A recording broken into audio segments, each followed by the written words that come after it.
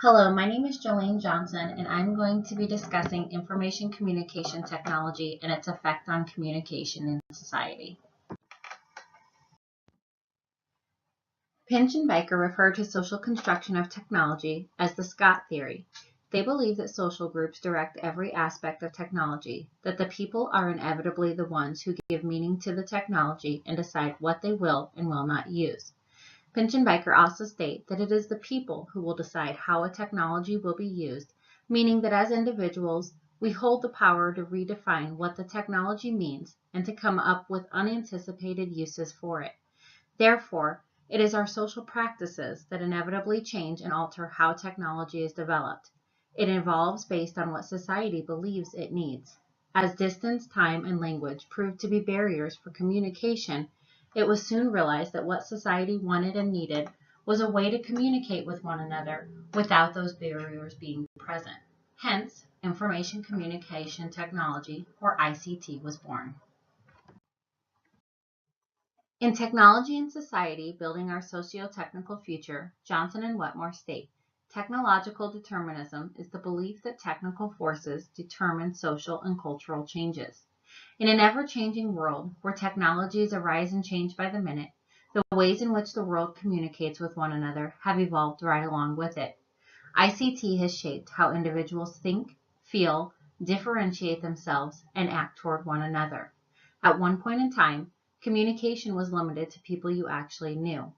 Due to advances in technology, individuals are now able to communicate with millions of people all over the world without ever actually knowing who the person is through the use of ICT. In addition, digital communication has made the art of face-to-face communication a thing of the past.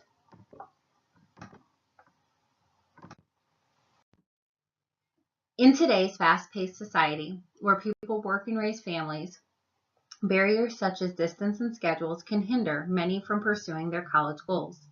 Due to the evolution of information and communication technologies, however, there are now new approaches in regards to education through distance learning.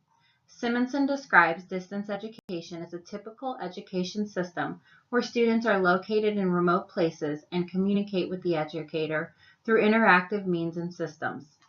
As stated in the evolution of e-learning in the context of 3D worlds, distance learning offers efficient learning that does not demand the educator and student being present at the same time in the same place. This is done through web-based learning management systems, LMSs, which are commonly referred to as digital class management systems or virtual learning environments. LMSs are widely used for educational and training purposes, not only because they are on the edge of technology, but also because they eliminate temporal and geographic restrictions from the learning procedure. They offer flexibility during the learning phase. They allow for interaction between educators and students. They provide reusable resources that are easily maintained. They allow educators to manage questions, quizzes, and tests for assessment purposes. And they fulfill the relevant requirements and specifications for efficient, quick, and educationally correct teaching. As noted by Johnson and Wetmore, a technological system can be both a cause and an effect. It can shape or be shaped by society. As they grow larger and more complex, systems tend to be more shaping of society and less shaped by it. In the last several years, we as a society discovered an increasing need for a learning environment that offered flexibility in how you're able to learn. That need shaped the virtual learning technology. As momentum grew and the technology continued to be used, it became a familiar and accepted way of learning. Online Report Card, the company responsible for tracking online education in the United States, last year stated that the number of students taking online courses grew to 5.8 million nationally, continuing a growth trend that has been consistent for 13 years. More than a quarter of higher education students, 28%, are now enrolled in least at one online course, meaning that distance learning technology is now shaping the way people will be educated for generations to come.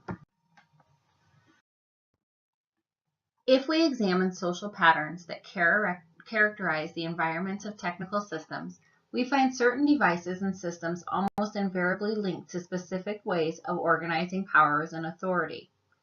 Information communication technology is the ultimate form of control over the way the world interacts with one another. Richer describes the McDonaldization effect as a non-human technology exerting control over humans. That same philosophy rings true in regards to information communication technology. Johnson and Wetmore state, the future will bring with it an increasing number of non-human technologies with greater ability to control people and processes. Over the past several years, people have allowed their digital devices to control their lives. They will wake up in the morning and check their Facebook or email. A text will come through in the middle of dinner or sleep, and the person receiving it will check it regardless of the inconvenience of time. In addition, the rules and regulations of information communication technology have a prodigious amount of control over how people are able to communicate or not communicate with another person. For example, many social media outlets allow the users to customize their messages so only certain people can see it, or just so that one person cannot. Blocking features prevent contact from unwanted people. Features are enabled to prevent unknown people from posting directly onto your page or even sending you messages. Depending on how a person's profile is set up, there are policies that allow you to send a message to a person if you provide relevant information that you actually know them. Rules regulate how in-depth your message will be with another. For instance, standard text messages only allow 160 characters for you to get your message across. Twitter requires you to do it in 140. Facebook has added new emojis to express how they want your reaction to a person's post to be without having to even make a comment. They have a like, love, angry, sad, funny, and wow emoji. You don't even have to pick your friends anymore. Social media leaves out the guesswork and recommends friends based on mutual friends or common interests. You're always connected and receive instant notifications every time somebody sends you a message, comments on one of your posts, or likes something you shared. Richer states, the way that people experience situations is carefully crafted by those who design the technologies and techniques, meaning that if the inventors of these devices want your attention on them and don't mind the fact that your notifications may be going off in the middle of dinner with your family. Simply speaking, it means that people who invent these devices have every intention of getting people so hooked on them that they lose sight of how to function without them. They are inadvertently controlling how we meet and interact with people in all areas of life.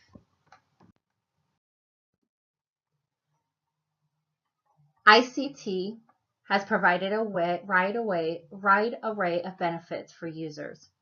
For starters, communication is instant. It can take place 24 hours a day, 7 days a week, 365 days a year, anywhere in the world. Messages can be sent to one person or a large group of people, allowing each individual the chance to contribute to the conversation. Users are able to share resources in order to use ICT. For an example, an entire office can use a fax machine or a server. A household can all use a family data plan. Homes, schools, and businesses can share their Wi-Fi, and anybody with the password is able to use it. It opens up a broad spectrum of people to individuals who may not have the time or resources to meet them another way. Just as students can go to school virtually, businesses are now able to employ people to work remotely from the comfort of their homes. All you need is access to your company's network and your own internet connection.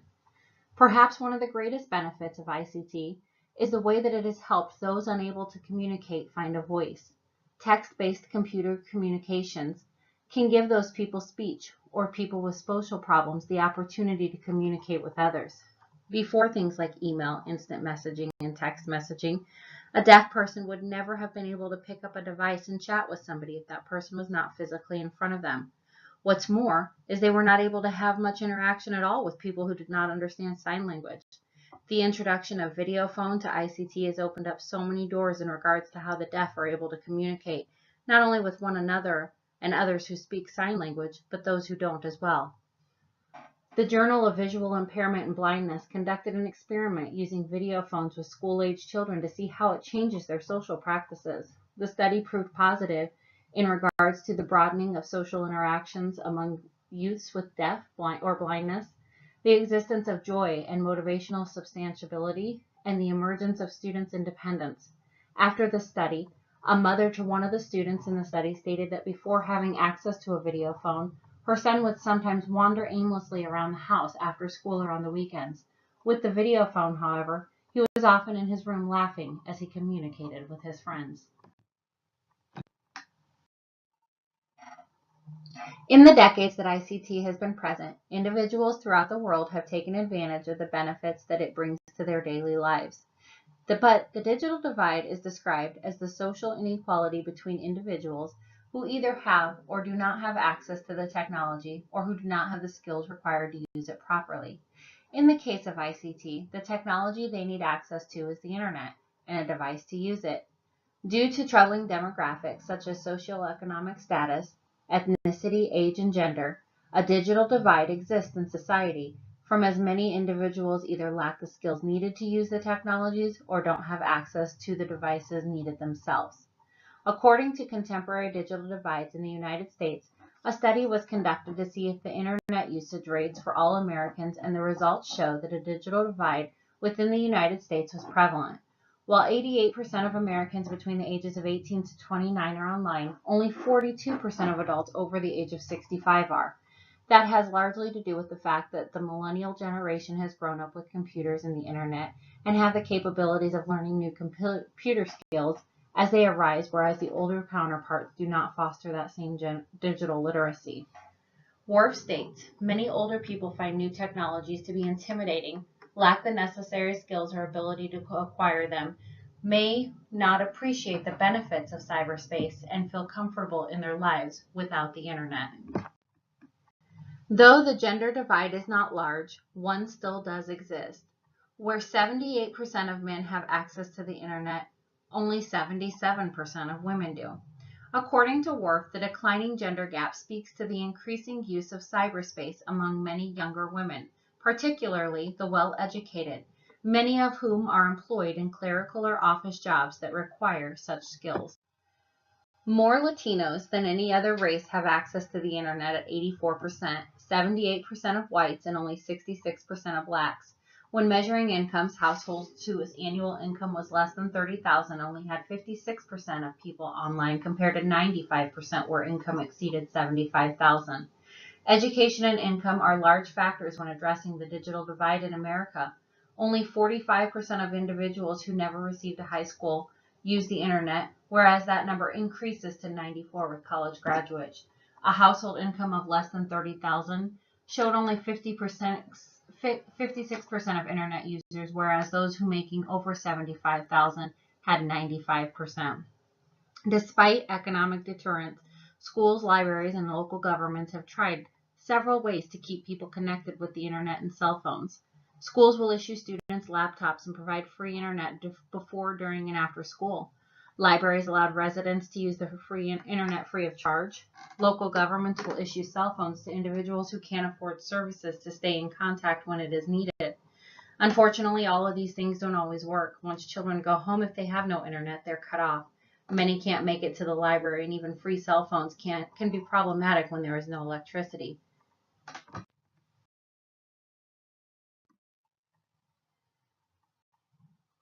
Miscommunication is one of the big problems when it comes to information communication technology. In addition, the communication, once it is sent, it can't be undone. Autocorrect and textisms can make understanding what the person is trying to say extremely difficult. As systems upgrade, they become more and more complex, requiring the users to learn and adapt all over again. There's a high vulnerability rate with email spams and phishing.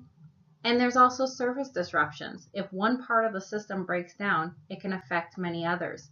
Systems freeze, no reception in certain areas, loss of service due to inclement weather. The servers go down when that happens, and nothing works. Information communication technology has shaped what has become of society, in that we are no more than an extension of our digital devices. Turkle states, I found it is our little devices, those little devices in our pockets, that are so psychologically powerful that they do not only change what we do, they change who we are. The fact that people are on their devices continuously overstimulates their minds and makes it to where they are bored and cannot function in situations that need their attention. For example, school, work, driving, and even parenting. In Adolescence in the Digital Age, Effects on Health and Development, Romer states, one of the consequences of nearly continuous connectivity on digital networks is the potential for distraction while engaged in such attention-dependent activities such as driving, which can lead to accidents. Children text and get on social media during classes. Parents are more interested in what is on their phone than paying attention to their children, inevitably teaching their children that this behavior, this way of being and communicating, is normal. As mentioned in Technology and Society, control shifts to the technologies as well as experts who create and handle them. As organizations gain control over people gradually through increasingly effective technologies, they eventually reduce people's behavior to a series of machine-like actions. The creators of information communication technology wanted people dependent on their product, and that is exactly what they got. ICT devices are so integral to our lives that we now actually find them attached to our bodies, in our ear, on our arm, or wrist. Society relies on their devices for the whole of their communication to the world and feel lost without it.